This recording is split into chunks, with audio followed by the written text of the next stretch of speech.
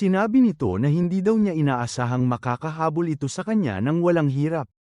Sumagot naman sa kanya ang babae at sinabi na ang akala niya ay para itong matalinong ahas pero para lang naman daw pala siyang tumatakbo at nagtatagong daga.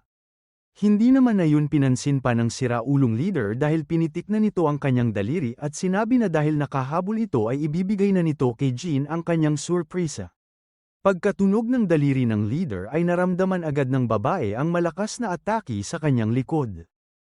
Kaya, nilabas ulit nito ang kanyang tela para harangin ang kakaibang skill na yon. Dahil sa lakas ng puwersa ay makikita natin na napatalsik nito ng malayo si Jean. Pagtingin niya sa kanyang tela ay nagulat ito dahil muntik agad itong masira dahil lamang sa isang ataking yon. Nung tinignan niya kung sino ang may gawa nito ay nanlaki na lang ang kanyang mga mata. Ito kasi ang kanyang nanay, and kilalang empress na parte ng old martial arts world. Bago pa ito makapagsalita ay nakakalokong sinabi sa kanya ng leader ng mga siraulo na kung kaya niyang patayin ang kanyang nanay ay lalabanan na daw siya nito ng harap-harapan. Natatawa pa nitong dinagdag na para daw sa kanyang kaalaman ay nalasan na din ng parasite ang katawan ng kanyang nanay. Kaya, nasa kanyang mga kamay ang buhay nito at siya daw ang magsasabi kung mamamatay na ba ito o mabubuhay. Hindi naman na natiis pa ni Jean ang mga sinasabi ng siraulo kaya ginamit na niya ang kanyang tela para atakihin ito. Pero, dahil malakas din ang lalaki ay walang hirap lang itong umiwas para hindi siya tamaan nito. Nung nakita ito ni Jean ay tumingin lang ito ng masama sa siraulo at naghanda na ulit para umatake. Kaso, bago pa niya ito magawa ay meron muna siyang naramdamang kakaiba sa kanyang likod. Kaya, mabilis itong gamulong para hindi siya tamaan ng kung anuman yon. Buti na lamang ay mabilis niya itong nagawa dahil kung hindi ay tinamaan sana siya ng isang espada. Ang gumawa pala nito ay ang kanyang nanay at pagkatapos noon ay pumunta pa ito sa gitna nila ng kanyang kalaban. Sinabi nito sa kanyang anak na long time no see at kung tama daw ang kanyang pagkakaalala ay mahigit 6 na buwan na nung huli silang magkita. Hindi naman makapaniwala si Jean nung narinig niyang nagsalita ang kanyang nanay dahil ang sabi sa kanya ng siraulo kanina ay meron na rin itong parasite sa katawan. Kaya, baka wala naman daw talaga itong virus at niloloko lamang siya ng kanyang kalaban. Para makasigurado ay tinawag nito ang kanyang nanay at tinanong kung nakikilala ba talaga siya nito. Agad namang sumagot ang Empress at sinabi na siyempre naman ay nakikilala niya ang sarili niyang anak. Nung nakumpirma na niya ito ay sinabi agad sa kanya ni Jean na kung ganun ay tumabi muna siya doon. Kailangan lang daw niyang talunin ang leader ng mga siraulo sa kanyang likod at ipapaliwanag na lang ang lahat pagkatapos. Malambing namang sinabi sa kanya ng kanyang nanay na wala sana itong problema. Pero, bago pa niya ito matuloy ay bigla na lang tumulo ang dugo galing sa kanyang ilong. Doon na sila pinigil ng siraulo at sinabi na meron pala siyang hindi nasabi kay Jean. Pag pinasukan daw ng kanyang parasite ang isang malakas na master ay hindi nito nakokontrol ang kanilang utak. Ngunit, pag hindi siya sumunod sa kanyang mga utos ay iisipin ng parasite sa kanyang katawan na tapos na ang kanyang buhay at alam naman daw ni Jean kung ano ang mangyayari pagkatapos noon. Pagkasabi noon ng siraulo ay nakita ng babae na bigla na lang umusok ang katawan ng kanyang nanay. Kaya, mabilis itong tumakbo papunta sa kanya para tulungan ito. Pero, bago pa siya makalapit ay inatake na ulit siya ng Empress. Buti na lang ay nakita ito ni Jean at nakaiwas dahil kung hindi ay siguradong mamamatay siya doon. Hindi makapaniwala si Jean sa kanyang nakita dahil pagkatapos niyang umatake ay bigla na lang kumalma ang itsura ng kanyang nanay. Natatawang sinabi sa kanya ng siraulong leader na kung ayaw sumabog ng Empress ay kailangan niyang sundin ang utos na patayin ang lahat ng kalaban sa kanyang harapan. Pagkatapos nitong magsalita ay sinabi na ng nanay ni Jean sa kanya na kasalanan daw niya ang lahat ng iyon. Kaya sila nagkita ng siraulong leader na yun ay dahil gusto ulit niyang makuha ang lakas niya nung bata pa siya. Kaya, wag daw muna niyang isipin na siya ang kanyang nanay at ituring na lamang siya nitong kalaban na gusto siyang patayin ngayon. Bago tumuloy ay lumipat muna sandali ang ating istorya sa mga monsters na natalo sa ibang lugar. Ang gumawa nito ay si Dang at ang kanyang mga kasama na miyembro ng White Horse Squad. Hindi ito nakasunod agad sa kanilang leader dahil tuloy-tuloy ang mga kalaban na dumadating doon.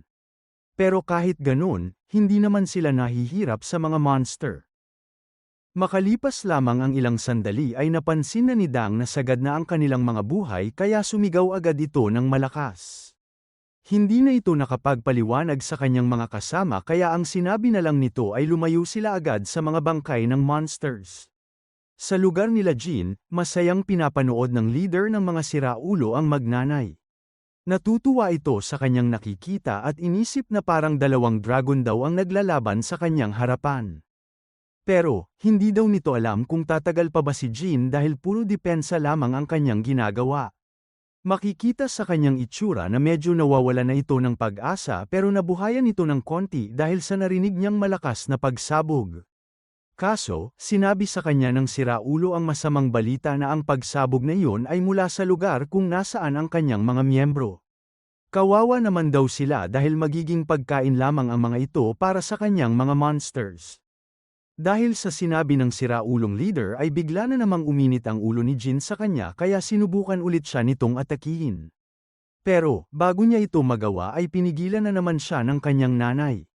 Magmamakaawa sana siya dito pero pinaalala sa kanya ng Empress na sa ngayon ay isa siya sa kanyang mga kalaban.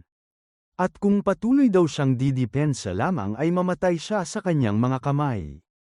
Hindi na nito alam kung ano ang gagawin kaya bigla na lamang itong sumigaw ng sobrang lakas. Sinabi nito na hindi na daw niya ito kaya at malapit na siyang sumuko. Kaya, tinawag nito si Gang at sinabi na oras na daw para lumabas siya. Nung narinig ito ng siraulong leader ay napatingin agad ito sa bangkay na dala ng kanyang alalay. Nung nakita nito na hindi kumilos ang ating bida sa sinabi ni Jin ay tinanong siya nito kung nababaliw na ba siya. Hindi naman ito pinansin ng babae at sinigaw lang ulit na kailangan ng lumabas doon ng tabachoy ngayon din. Dahil napansin ng leader na seryoso ang babae ay lumapit agad ito sa katawan ni Gang at tinignan ito ng maayos. Doon na niya napansin na kahit sobrang kamukha ito ng ating bida ay hindi ito ang kanyang katawan. Tatanungin na sana nito si Jin kung sino ang kanilang dalang bangkay pero bigla na lang silang nakaramdam ng sobrang lakas na aura. Sa loob ng isang bahay sa di kalayuan, nandoon pala si Gang at katatapos lamang niya sa kanyang meditate. Makikita natin sa kanyang ekspresyon na seryoso ito at mukhang handang-handa na para lumaban. Dahil narinig na niya ang signal ni Jin ay tumayo na agad ito at naglakad palabas. Tumingin ito sa direksyon ng boses ng babae at mabilis na tumalon papunta doon. Pagdating nito sa isang malaking pader na naghihiwalay sa loob at labas ng lugar na iyon ay naramdaman agad ng lahat ang kanyang presensya. Nung nakita ng ating bida ang kanilang lokasyon ay agad itong nawala sa kanyang pwesto. At sa isang napakabilis na iglap ay napunta agad ito sa bubong kung nasaan ang leader ng mga siraulo. Dahil sa lakas ng puwersa ni Gang ay nasira nito ang bubong nang hindi niya sinasadya. Dahil dito ay nahulog ang monster na nagdadala ng peking katawan ng ating bida. Nahulog din ang siraulong leader pero bago pa siya mapunta sa lapag ay nakalayo na agad ito sa lugar na iyon. Bago siya sundan ni Gang ay meron muna itong ginawa sa dibdib ng peking Gangyong. Pagkatapos noon, makikita natin na bigla na lang itong nagising at umubo. Tinulungan niya itong tumayo ng dahan-dahan, sinabi na salamat sa kanyang ginawa, at pwede na siyang umalis doon at magtago. Nung wala na doon ang lalaki ay naramdaman agad ni Gang na merong lumalapit sa kanyang monster. Sinabi naman ni Jin mula sa malayo na ang tawag sa mga iyon ay parasite venom. Alam ng ating bida kung ano ang mga iyon dahil sinabi ng kanyang master dati na pinagbawal niya ang paggamit dito. Kaya, nung damaykit ito sa kanya ay ginamit agad nito sa katawan ng monster ang skill na Wind Destroyer. Hindi niya ito nilakasan masyado dahil ginawa lang niya yun para maging paralisado ang parasite at hindi sumabog agad-agad. Alam niya na tao dati ang mga ito kaya hindi niya ito pinatay agad at sinabi na yun lang muna ang kaya niyang gawin sa ngayon.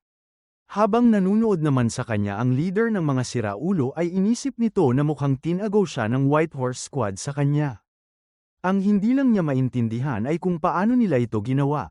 Sinundan kasi nila ang squad ni Jin simula umpisa at wala naman daw silang nakitang kakaiba. Bago tumuloy, bumalik muna ang ating istorya sa kung paano nagawa ni Jin at Gang ang kanilang plano habang naglalaban sila nila ubok sa gubat.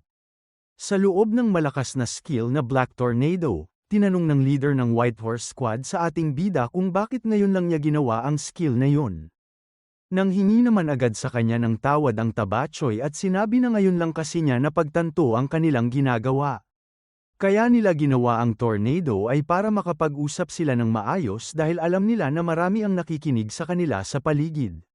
Doon na pinaliwanag ni Jean na simula pa lamang nung nagkita sila at naglaban ni Sohong nung nakaraan ay pinlano na nila ang lahat. Hindi daw nito sinabi ng diretso kay Gang ang kanilang plano pero kaya nito sinabi na meron pa siyang pupuntahan ay para maintindihan ito ng Tabachoy. Nang hingi naman sa kanya ng tawad ang ating bida dahil hindi niya yun nakuha at literal na ngayon lang daw niya naintindihan ang gusto nilang sabihin. Hindi na nagsayang pa ng oras ang mga ito at sinabing pag nasigurado na nila ang kaligtasan ng kanyang nanay ay lalabanan muna niya ang siraulong leader. Maglalabas daw muna siya ng sama ng loob dahil sa ginawa nito sa kanyang nanay pero pag kailangan na siya ni Jean ay sisiga ito ng malakas bilang signal. Pagbalik sa kasalukuyan, makikita natin na magkaharap na ang dalawang lalaki.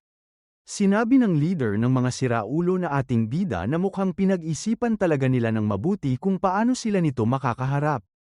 Pero, sigurado daw ba talaga sila na siya nga ang kanilang hinahanap? Mabibili daw kasi kahit saan ang ganang klaseng maskara sa murang halaga. Hindi naman sumagot sa kanya si Gang dahil bigla na lang nitong sinugod ang siraulo ng harap-harapan. Kahit sobrang bilis ng ating bida ay nakita pa rin ito ng leader kaya nagawa nitong makaiwas bago pa siya tamaan. Tumigil si Gang sa kanyang tabi at ginamit naman ang kanyang palad para umatake ng malapitan. Pero, hindi pa rin yun gumana dahil nakontra pa rin ito ng siraulo at sabay silang napa-atres dahil dito. Dahil sa lakas nito ay nasigurado agad ng ating bida na siya nga ang kanyang hinahanap at ang totoong leader ng mga siraulo. Naalala nito ang huling pangako niya sa kanya, Master, kaya sinugod agad ulit nito ang siraulo. Dahil sa sobrang lakas ng kanyang ginawa ay makikita natin na nasira nito ang lahat ng bagay na malapit sa kanyang suntok. Pero, madulas talaga ang leader dahil kahit gallows ay wala man lang ang siraulo. Bago pa ito makapagpahinga ay napansin na naman ito na nakatingin ulit sa kanya ng masama si Gang. At bago pa ito makapagsalita ay nagulat na lang ang leader nung napunta na naman sa kanyang harapan ang ating bida. Dahil alam niya na hindi na siya makakaiwas ay ginamit na lang niya ang kanyang mga braso para harangan ang atake nito. Dahil sa lakas ng puwersa noon ay tumalsik agad palayo ang loko. Hindi naman pinalampas ni Gang ang pagkakataong yon dahil pangtapos na pagkatapos ng kanyang ginawa ay nandoon ulit siya sa gilid ng leader. Mabilis nitong ginamit ang kanyang kanang kamay para magsilbing sandata at hiniwa ang siraulo sa kanyang dibdib.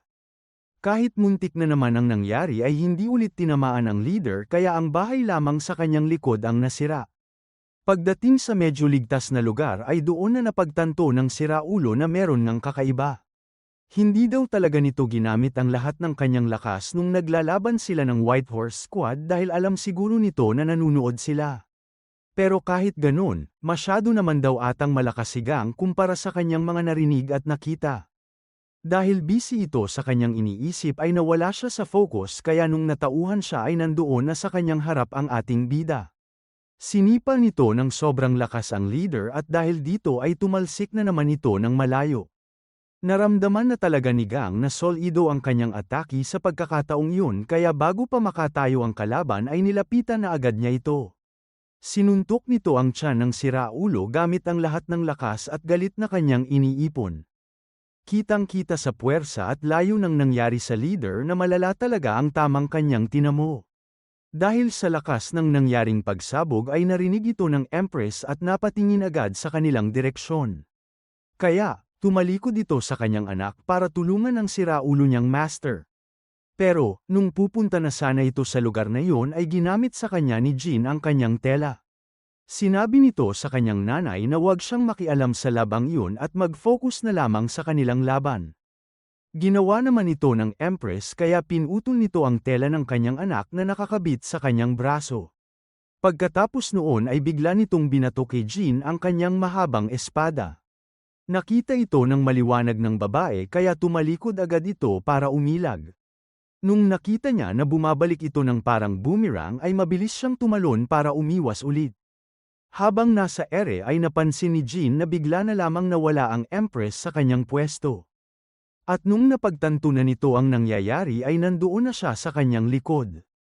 Bago umatake ay sinabi muna sa kanya nito na tinitignan pa rin siya nito bilang kanyang nanay.